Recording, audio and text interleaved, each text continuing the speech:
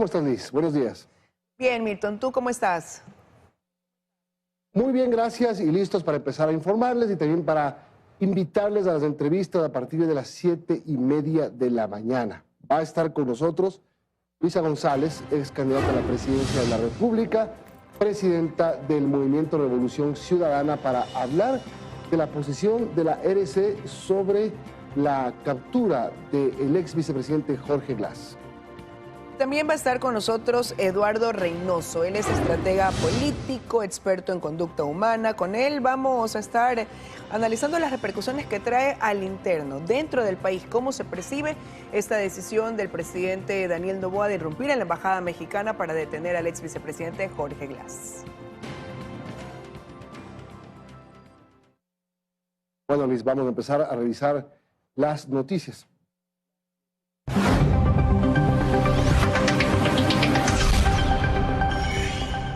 El presidente Daniel Noboa participó en un acto para promover el empleo joven. Aprovechó ese espacio para decir que busca un Ecuador sin impunidad y que todo sentenciado debe cumplir su pena en la cárcel, refiriéndose al ex vicepresidente Glass. El presidente Daniel Noboa llegó la mañana de este lunes hasta la florícola Utopía Farm, ubicada en la parroquia de El Quinche, en el este de Quito. Allí fue recibido entre aplausos por los trabajadores.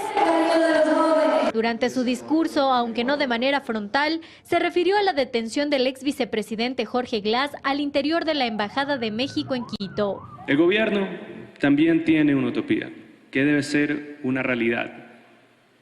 Y es un Ecuador sin impunidad. Que todo delincuente sentenciado cumpla su pena en la cárcel, cueste lo que cueste. La dignidad y la justicia viene antes que cualquier cosa. Ese narcoterrorismo que ha querido agrietar a nuestra sociedad, ha querido romperla, dividirla. Por eso contaminó la justicia y algunos políticos delincuentes.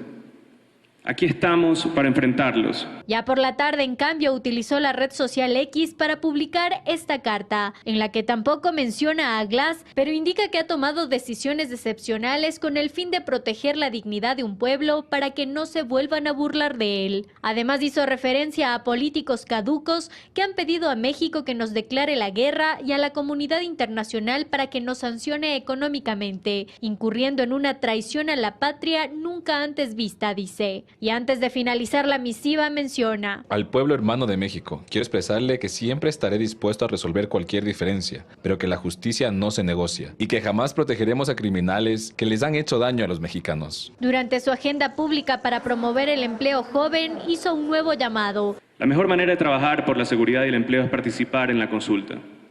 Cada una de las respuestas que ustedes den en esa consulta será fundamental para tener un futuro de paz, empleo y desarrollo.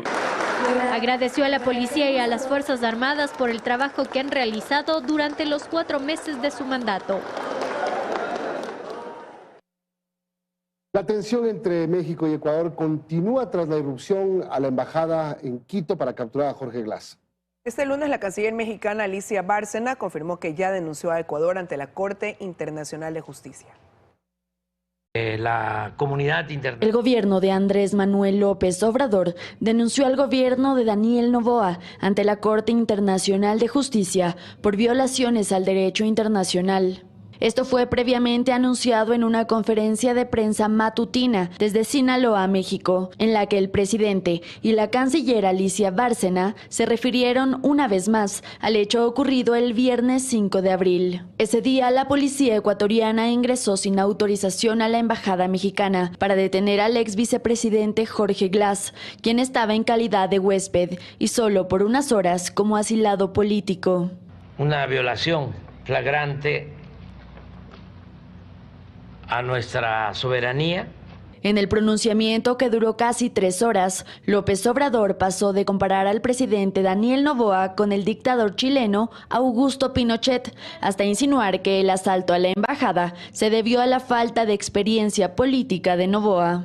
Ni Pinochet, el temible Pinochet, y otros se habían atrevido a eso.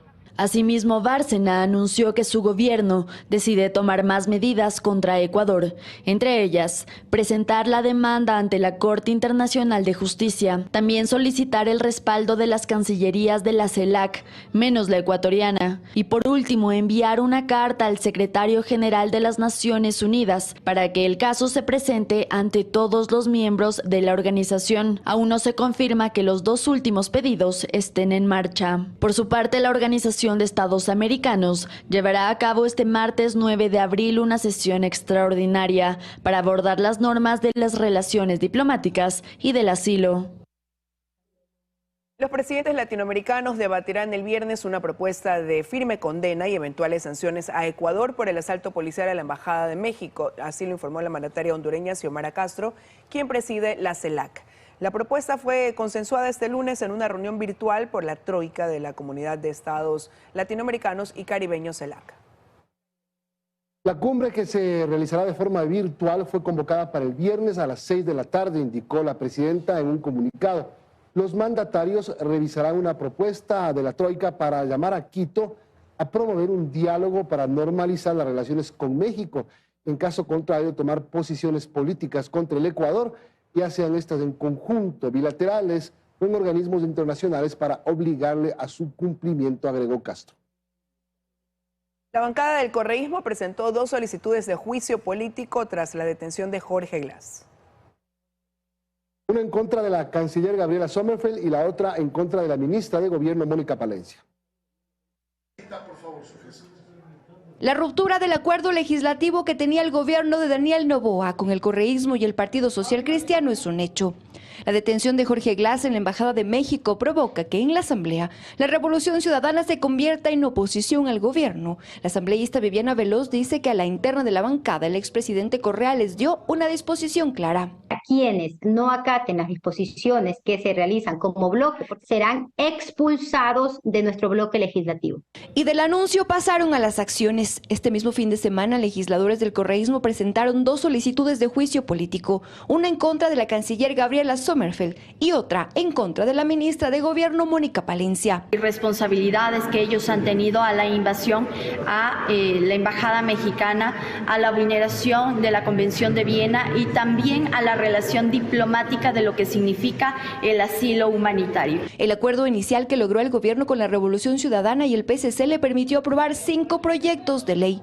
Al regreso del receso legislativo, la realidad será otra, dice el legislador social cristiano Vicente Tallano, pero asegura que su bancada se mantendrá abierta al diálogo. Nuestro manejo va a ser el mismo. Nosotros hemos tenido diálogos absolutamente con todas las bancadas legislativas, porque esa es una de las razones de un parlamento. Construye tiene claro que con la bancada correísta no tendrán acuerdo alguno, no así con el resto, dice Camilo Salinas. Nosotros nunca hemos estado ni con el gobierno, peor con la Revolución Ciudadana. Nosotros estaremos donde el Ecuador realmente necesite que esté el movimiento Construye. Las actividades se retomarán en la Asamblea este miércoles 10 de abril. Las comisiones se volverán a reunir y para el jueves está prevista ya una convocatoria al Pleno. El gobierno regresa del receso sin un aliado para legislar.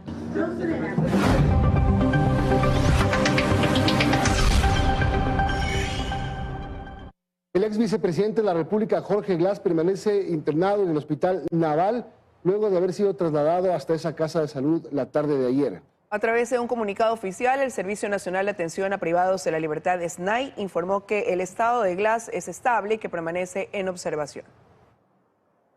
Vámonos en vivo a ver qué ocurre a esta hora. Eder Cheme está en el Hospital Naval para contarnos detalles. Hola, Eder. ¿Qué tal, Milton Liz? Muy buenos días, 7 de la mañana con 12 minutos. A esta hora confirmamos que el ex vicepresidente de la República, Jorge Glass Espinel, permanece internado en el Hospital Naval aquí en el sur de la ciudad de Guayaquil, en donde se puede constatar a esta hora de la mañana que el ambiente es bastante tranquilo. Eso sí, todo este perímetro externo de este centro hospitalario se encuentra resguardado por un gran contingente, tanto de miembros de las Fuerzas Armadas como también de la Policía Nacional, quienes están desde desde el día de ayer dispuestos en la parte exterior de este hospital. Hablamos del Hospital Naval de Guayaquil, hasta donde fue trasladado el ex vicepresidente de la República aproximadamente al mediodía de ayer lunes 8 de abril. En torno a esta situación hay dos versiones. La oficial, que fue la que divulgó el Servicio Nacional de Atención a Personas Privadas de Libertad, SNAI, a través de un comunicado oficial, indica que el ex vicepresidente Jorge Glas sufrió un quebranto en su salud luego de negarse a consumir los alimentos proporcionados por este servicio del Estado. En este comunicado se indica que el estado de salud actual del ex vicepresidente es estable y que se mantendrá en observación durante las siguientes horas hasta confirmar su retorno hacia la cárcel La Roca, en donde se encontraba recluido desde el pasado sábado 6 de abril. A través también de un parte policial al que tuvo acceso nuestro noticiero, inicialmente se conoció que el ex vicepresidente de la República fue diagnosticado con un coma profundo inducido provocado presuntamente por la ingesta de medicamentos ansiolíticos, antidepresivos y sedantes. También se indicó que fue evaluado por la directora distrital de Pascuales, quien indicó que tras un análisis que se le realizó se constató que no respondía a los estímulos, por lo que fue notificado para poder ser atendido con los médicos. Esto es lo que puedo informar a esta hora de la mañana con el gran contingente de militares y policías en el exterior del Hospital Naval en el sur de Guayaquil. Ustedes tienen más. Buenos días.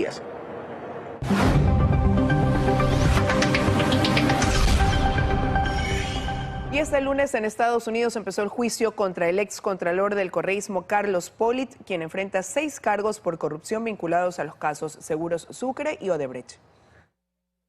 El exfuncionario podría ser sentenciado hasta por 100 años de cárcel. En la Corte del Distrito Sur de Florida, Estados Unidos, agentes fiscales de ese país buscarán convencer al tribunal del caso sobre la culpabilidad del ex titular de la Contraloría General del Estado en tiempos de revolución, Carlos Pollitt Fayoni.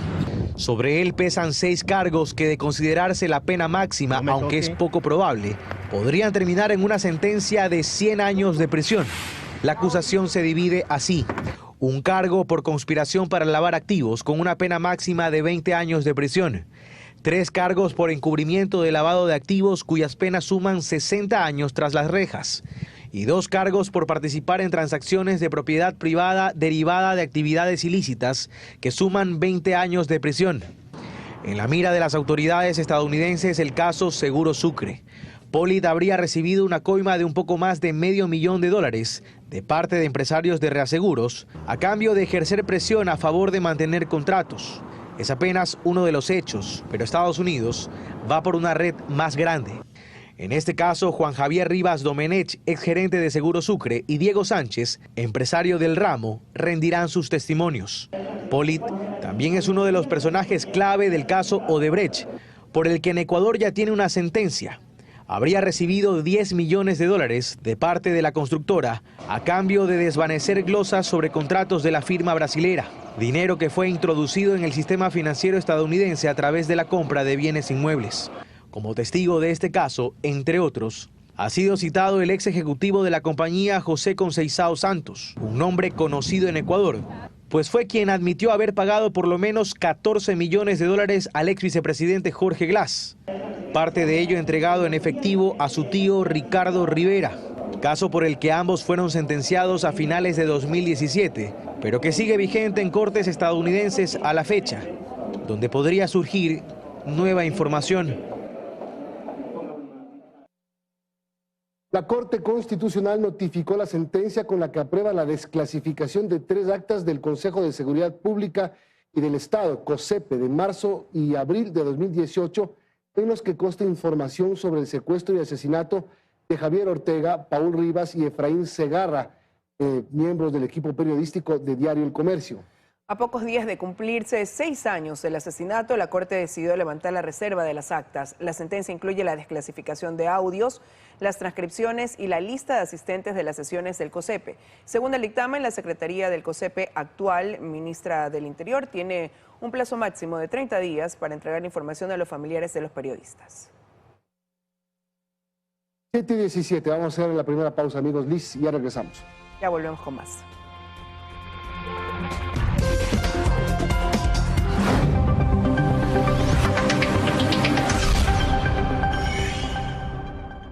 7:21, más noticias. Arrancó la campaña electoral de la consulta popular y referéndum del 21 de abril. Ya son 11 organizaciones calificadas para hacer campaña. Sociedad Patriótica fue habilitada este lunes. A la par, avanza la distribución de material electoral. Faltan 13 días para que los ecuatorianos vuelvan a las urnas por la consulta popular y el referéndum. El Consejo Electoral ultima los detalles. El Pleno del Consejo se reunió justamente este lunes y calificó al Partido Sociedad Patriótica para hacer campaña por el sí en las preguntas. Con esta organización política son 11 las habilitadas para este proceso que arrancó este 7 de abril. Las organizaciones políticas, las organizaciones sociales que calificaron para hacer campaña oficialmente son aquellas que pueden pautar en los medios de comunicación con la autorización del Consejo Nacional Electoral. A la par, este último sábado el Pleno del organismo aprobó el Fondo de Promoción Electoral por un monto de $409.628, monto que se distribuirá entre las opciones del sí y del no por el valor de $204.814. La campaña se extenderá hasta el 18 de abril y el control y fiscalización también se activó. Otros hitos también ya se han ido cumpliendo. Hemos despachado ya todo lo que es los kits técnicos, es decir, todo lo que es el equipamiento tecnológico, escáneres, computadoras. Según el coordinador de procesos electorales, la impresión de papeletas tiene un avance del 94% y con ello arrancó también la distribución de material electoral a Galápagos, las provincias de la Amazonía y el exterior, incluido México. Tanto al Consulado de México, donde tenemos electores, y al Consulado de Monterrey. La capacitación a los integrantes de las juntas receptoras del voto también está habilitada. Hasta el momento el 60% de los miembros ha cumplido con este requisito.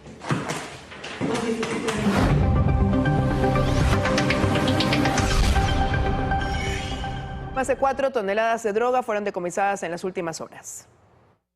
El caso más reciente se reportó la madrugada del lunes en Manabí, donde se incautaron alrededor de 2 toneladas de cocaína.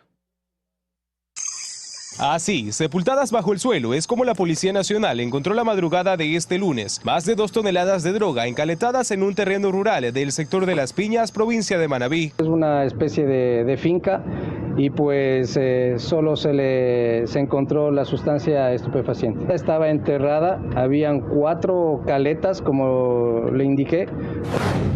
Y a 190 millas náuticas del archipiélago de Galápagos, una embarcación tipo fibra con el nombre Natalie Noelia fue interceptada por efectivos de la Armada del Ecuador, quienes al revisar su interior encontraron 17 grandes bultos. Que contienen presumiblemente sustancias catalogadas sujetas a fiscalización. Fueron detenidos 2 hombres de nacionalidad ecuatoriana que transportaban la droga. El precio se estima en $14 millones en el mercado norteamericano y en $28 millones en el mercado europeo. Este cargamento equivale a más de media tonelada de droga que pretendía ser llevada a mercados internacionales. En España se incautaron más de 2 toneladas de cocaína procedentes de un cargamento de banano del Ecuador. El país se ha vuelto un punto clave para el tráfico de esta droga, al punto que las bandas criminales compiten por controlar la zona en la costa del territorio ecuatoriano. La cocaína de elevado nivel de pureza fue localizada bajo la fruta, en numerosas tabletas ocultas. En miles de plátanos procedentes de Ecuador, los agentes manejaban información que las más de 1 tonelada de cocaína iba a ser distribuida en Europa.